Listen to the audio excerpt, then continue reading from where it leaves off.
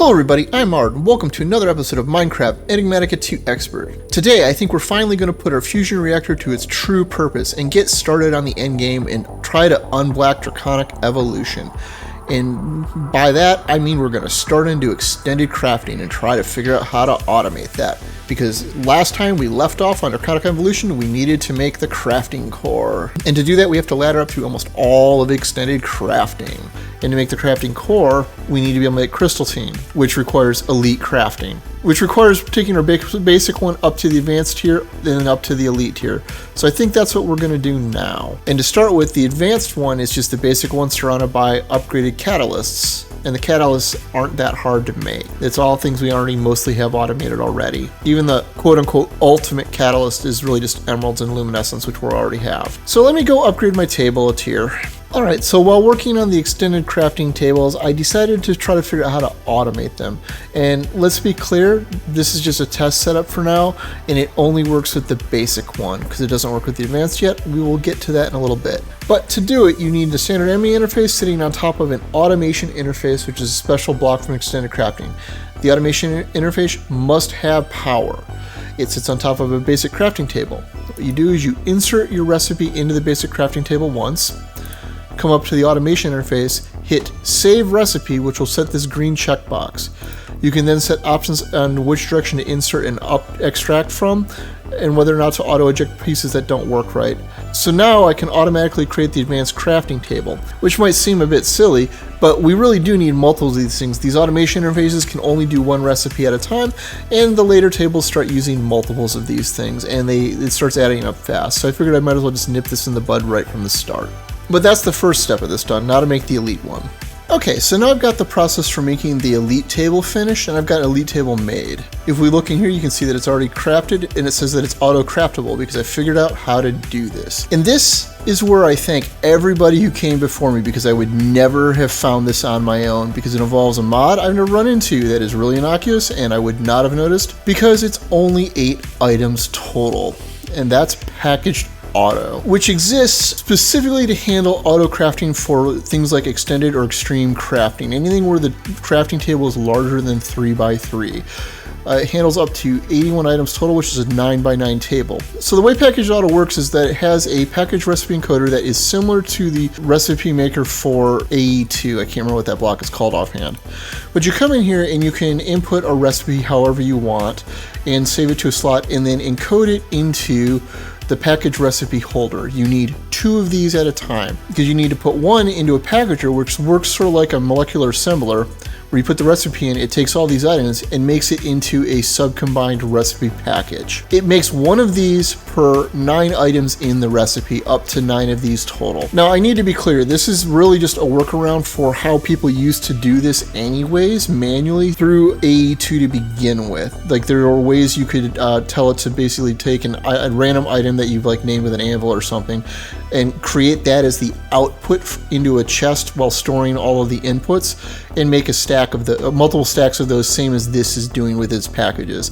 It just makes it a lot easier to work with, and I don't trust myself to do it the old way at all because it's a lot more convoluted. So once it has that, it then packages it up and sends it to the unpackager with a matching recipe, and that breaks it all apart into its items and passes it down to your next thing, in this case the automation interface we used in the last one, which has its recipe saved and passes it down to the table, which then finishes it up, passes it back up, and we have this set to export out to this crate to send back up into the ME interface, because this is not touching the ME interface itself because it needs this in the way. Now, I do need to say that my layout here is completely dire and I really need to redo this in a much more intelligent way. I'm probably going to move all of the extended crafting stuff off into its own compact machine later, but for now we're getting this working.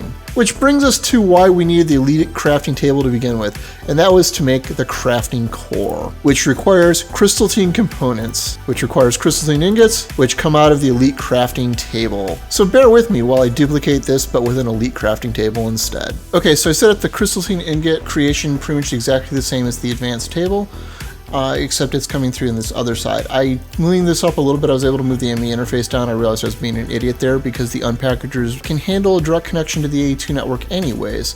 So I don't know why I thought I needed ME interfaces on top of them. That'll make it easier to set up when I go move them though, at least. This will allow us to now make the crystalline components to make the crafting core. There's no real other surprises here. Everything else is just a bunch of black iron and copper with a bunch of liquid coal. So I just need to go set up an automation process for that because we're going to need a bunch of these too long term, as well as all of the pedestals for it. Alright, so I wired up a couple carpenters and magma crucibles so I can make the pedestals and the crafting cores, and that part went pretty well, except the crafting core had a problem where it's not actually 9 items like it appears, it's 9 items plus 50 pulverized coal to make this. So I had to set it up with a packager and an unpackager recipe. Good news is that those work just like ME interfaces and they can chain together without extra cabling. You can see that that unpackager is connected right to that ME interface without a cable and it works fine. And the packagers up there are just stacked together on top of a cable without any real issues, and the recipes all show up and work correctly. So now that we've got the crafting core and some pedestals, what are we gonna do? Well, I figured we would give our fusion reactor a workout and try this out to see how this works. So you put this down kind of like the Empower. It needs to have its pedestals arrayed around it within a 3-block radius, and it will show you how many pedestals there are surrounding it at that time. Now what we'd wanted to make was the fusion crafting for Draconic Evolution, but the problem is this takes Aethium and Ionite from Environmental Tech, which are from Void Miner tiers that I don't currently have, so I need to work on that. But I figured there's something we can do in the meantime that will actually still progress us in Draconic Evolution, and that's make a charged Draconium block, which is just 2 blocks of Draconium and a whole lot of power. So let's just see if this sucks everything out of this fusion reactor. And it works just like the Empower. You just put everything on the pedestals around it and on the center block and feed power into the center block. And this says not enough power, so that's unfortunate. So apparently I need to be able to pass 10 million in at a time to be able to create this, which that's unfortunate. Okay, so I just removed the energy cell and switched it to cryostabilized flux ducts to give it infinite power from the reactor, and that seemed to stop the complaints. I did read that as long as the white sparkly things are happening, even if it's barking about power, it will eventually finish. It just takes a long time. Yeah, because now it's saying that it's still out, so now we just have to sit and wait for it to finish. Yeah, it is still slowly ticking up though, so it is progressing at least. Oh, and there, and while I was looking up some other stuff real fast, it actually finished, so it only took a couple of minutes. That wasn't actually too bad. It did completely drain my reactor, but that's fine. We are going to need some better storage, but that's part of the reason why I was doing this. Although I don't know if what I'm going to put it into is actually better, but one of the uses for the charged Draconium block is for an octopedic capacitor. And one of the uses for that is the vibrant capacitor bank. And I have no idea if this has a max input or output. But this is one of the reasons I haven't been moving forward on Ender IOs, because we needed some other stuff that seemed like it was still a ways off, and now not so much. So not the progress I had intended to do. I was hoping to actually make some actual progress in Draconic Evolution, but we are ungated on a bunch of things now, and we have started the path into the bragging rights section and extended crafting. If you found this interesting or entertaining, please consider subscribing or leaving a like. As always, I'm Ard. Thank you for watching, and have a good day.